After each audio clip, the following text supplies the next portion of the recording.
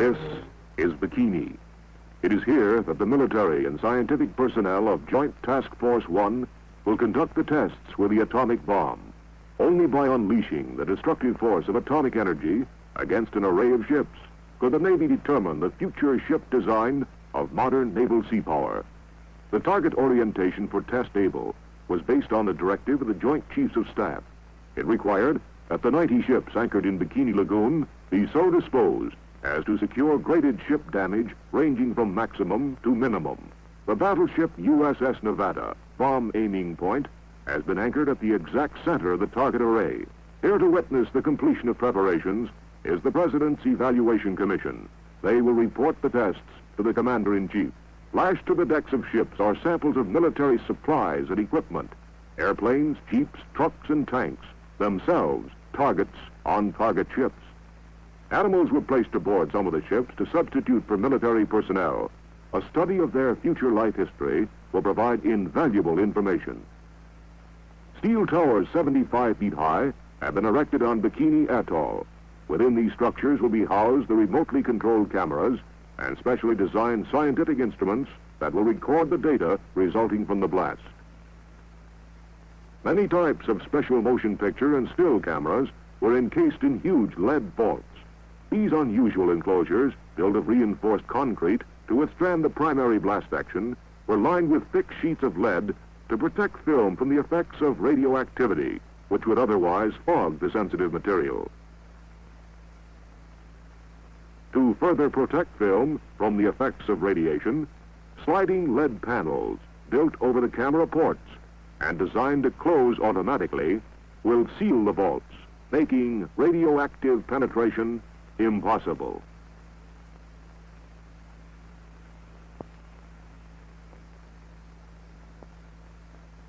The immense task of transferring personnel and the vast quantities of supplies, instruments, and special equipment from Kwajalein to Bikini was relieved by PBMs of the Naval Air Transport Service. Secretary of the Navy James Forrestal comes aboard the USS Mount McKinley and is greeted by Vice Admiral Blandy, commander of Task Force 1.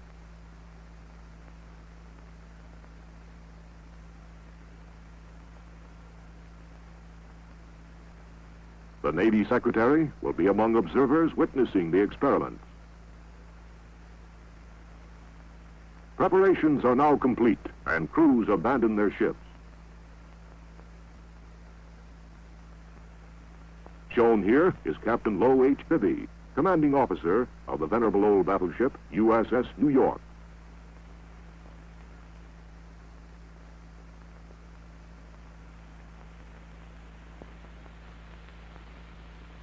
Everything is in readiness for the test-able experiment, and military and scientific personnel leave the target area.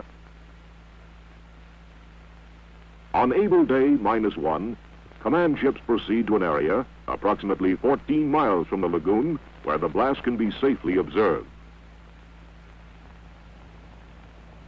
Dawn on Kwajalein, July 1st, 1946. This was Able Day. Army Air Force camera, observation, and weather and instrument planes prepare to take off. The B-29 and C-54 photographic planes bristle with cameras of every type and description. With almost 500 cameras trained on the blast, the test will be photographed from every possible angle.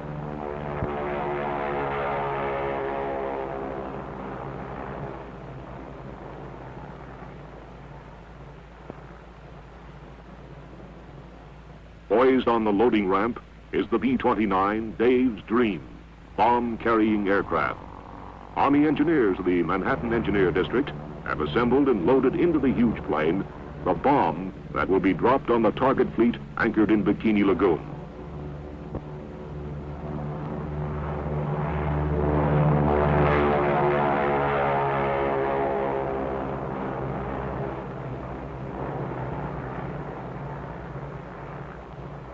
With her escort of photographic and weather and instrument planes, Dave's Dream proceeds to the Bikini target.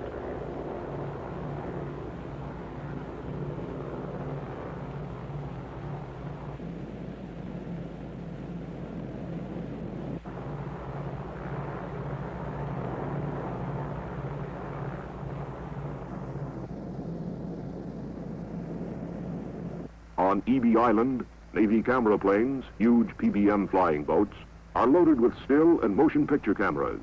Accompanied by Air Force photoplanes, these ships will circle the target, photographing the atomic explosion.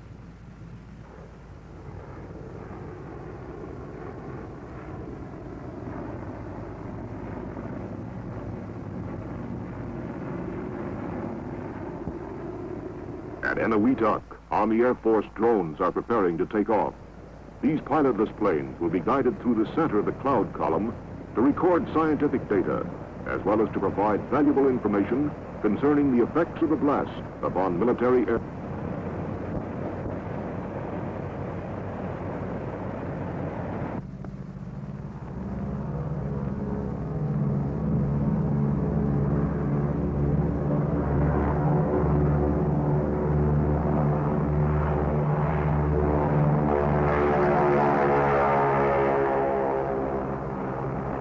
On board USS Shangri-La at sea, Navy F-6F mother control planes are catapulted from the carrier's flight deck.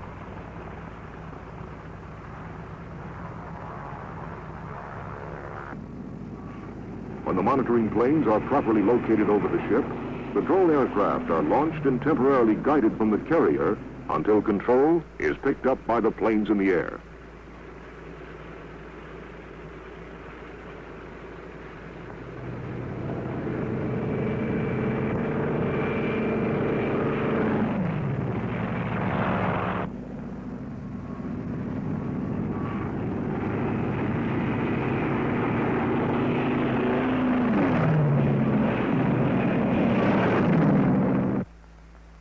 Everything is in readiness now, and history is in the making. Observers at sea impatiently await the blast. 0 hour rapidly approaches, and cameras start to grind. Just before the explosion, blast gauges are parachuted into the target area from weather and instrument planes.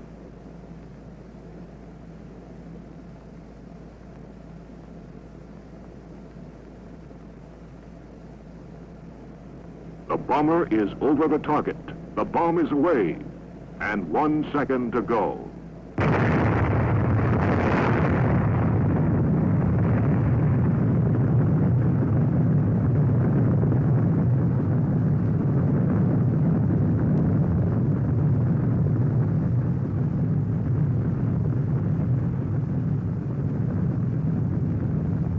In the following view, the blast will be seen as was photographed in slow motion.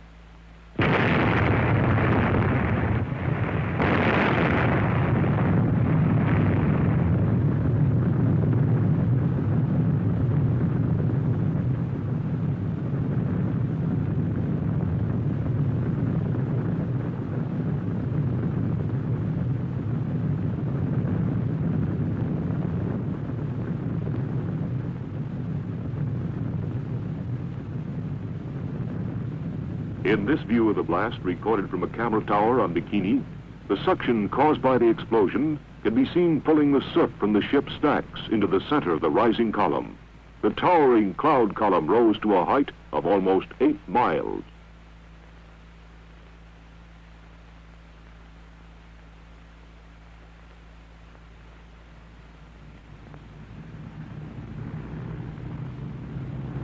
After dropping the atomic bomb, the B-29, Dave's Dream, returns to her base at Kwajalein.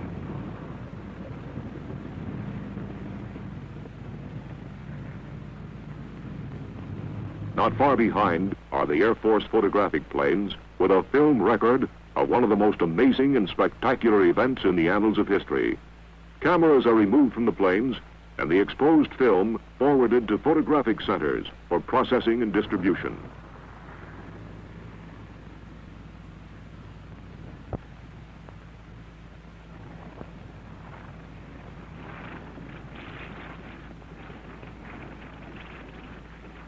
B-17 Air Force drones land at Eniwetok.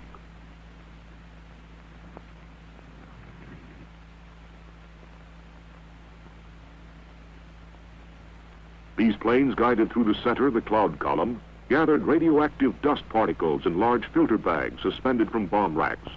The deadly radioactive dust bags are removed and carried to laboratories for testing and analyzing. Navy F-6F drones, flown back from Bikini by mother control planes, prepare to land at Roy Island.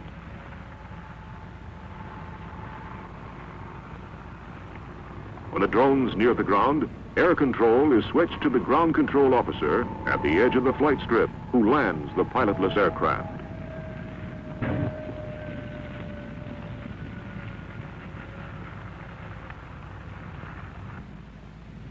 Like the Air Force drones, the Navy fighters carried air scoops containing special filter papers for determining the concentration of radioactivity in the cloud column.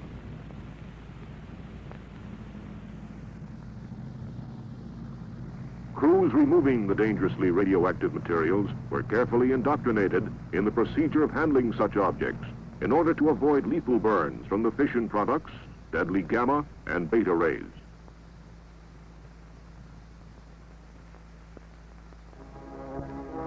Meanwhile, at Bikini, inspection parties make a preliminary appraisal of the damage to the target fleet. Burning from fires started by the low-order detonation of torpedo warheads is the aircraft carrier Independence. The light carrier was heavily damaged. The blast struck the ship on the port quarter, warped, buckled, and carried away light plating, and pushed up the flight deck so that it looked like a rooftop. The Independence-class carriers are built on lightly constructed cruiser-type hulls, which accounts in part for the heavy damage.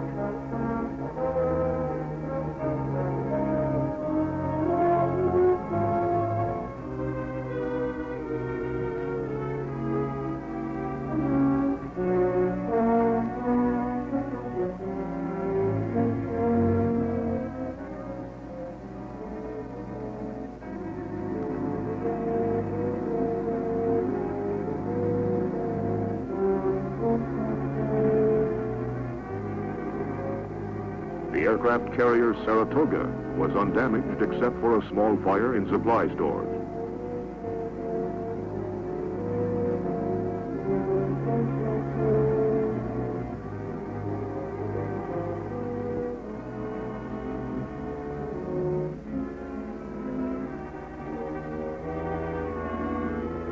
The battleship Nevada, target ship of the array, suffered moderate superstructure damage, and the deck aft was buckled. The paint on one side was scorched, but did not burn.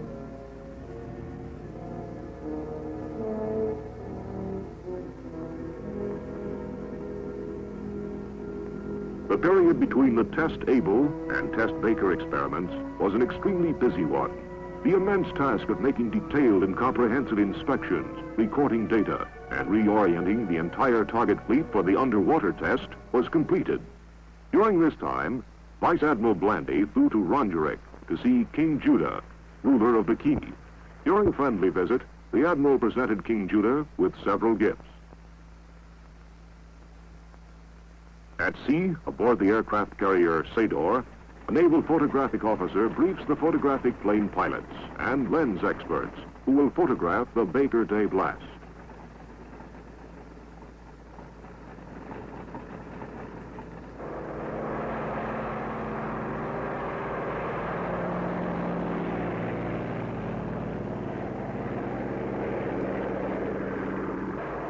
Also taking off from the carrier are control planes that will guide the radio-controlled drone boats.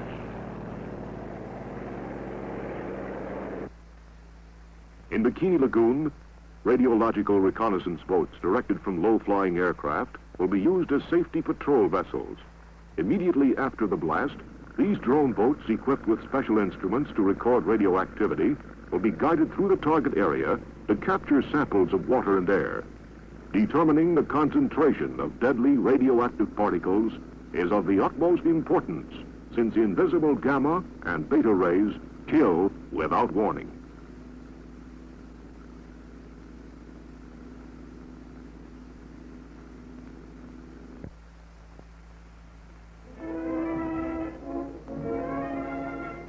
Aboard the firing ship USS Cumberland Sound, the Los Alamos group of the Manhattan Engineer District enter the timing laboratory where the radio transmitters and specially constructed instruments for detonating the bomb are located. The timing laboratory scientists pass into the master control room. Dr. Marshall Holloway, leader of the Los Alamos group, unlocks and personally throws one of the master transmitter switches.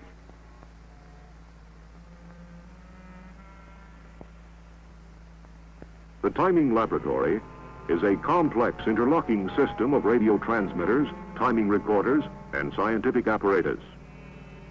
As each hour approaches, generators are started, transmitters warmed up, graph cards and time recorders changed, and everything made ready for the blast.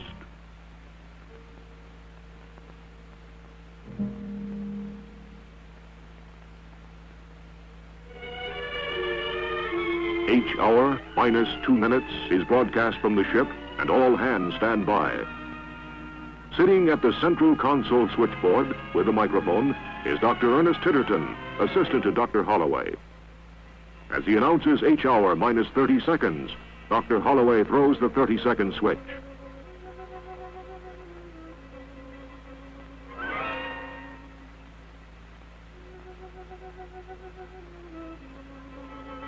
Dr. Titterton at the automatic firing panel board prepares to broadcast the last 15 seconds. 15, 10, 5, 4, 3, 2, 1, fire.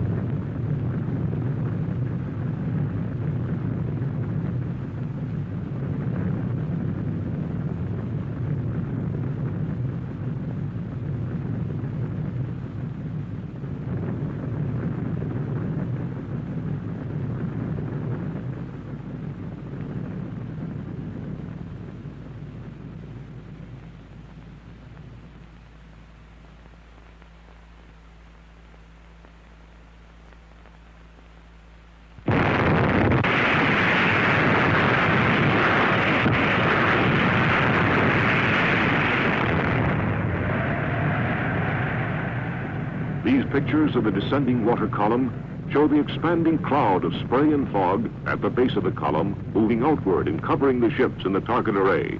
Great quantities of radioactive water from the column descended upon the decks of the nearby vessels, and ship hulls a mile away were drenched by the wall of foaming water. This wall of lethal spray and fog eventually covered the entire target fleet.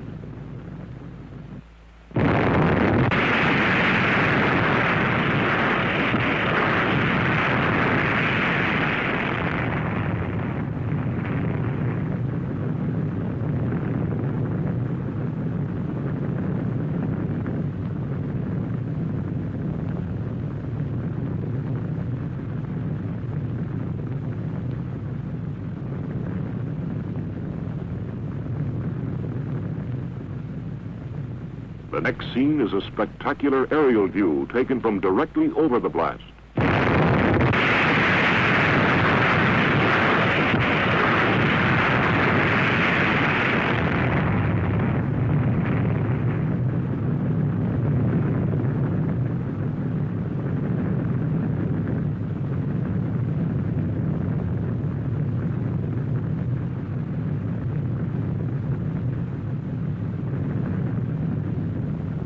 Here is one of the drone airplanes flying over the target fleet after the blast.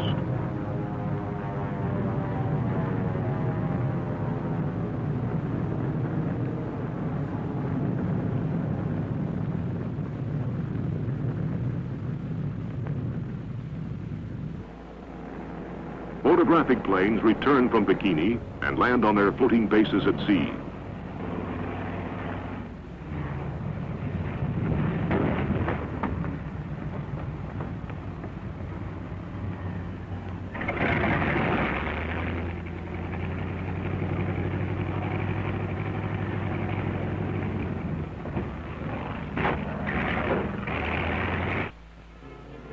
Cameras are removed and the exposed film forwarded to the Naval Photographic Center in Washington, D.C. for processing.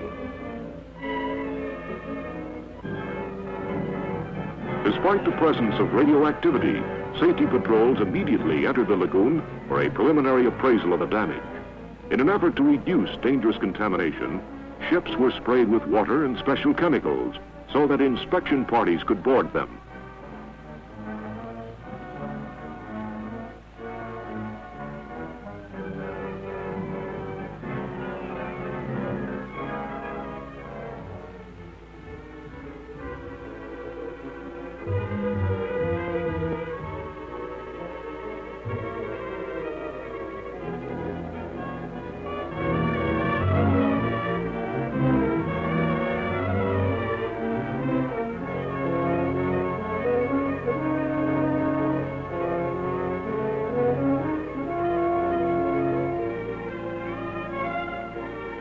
The destroyer Hughes, her hull ruptured by the blast action, was beached on Enu Island in sinking condition.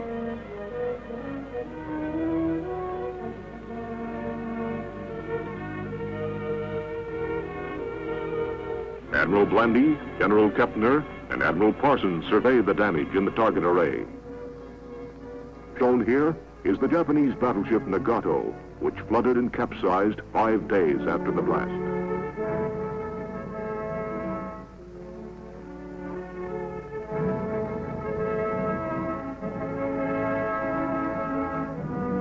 Seven and a half hours after the explosion, the aircraft carrier Saratoga, Grand Old Fighting Lady, sank as a result of heavy underwater hull damage. It must be remembered that the primary purpose of the Bikini experiments was to secure precise technical information which will be used to determine necessary changes in the design and construction of all military equipment and especially Navy vessels required to maintain your Navy at maximum effectiveness. We must be fully prepared to protect our national security promptly and effectively in the event that we are attacked. We must defend ourselves against this new and elemental force or be destroyed by it.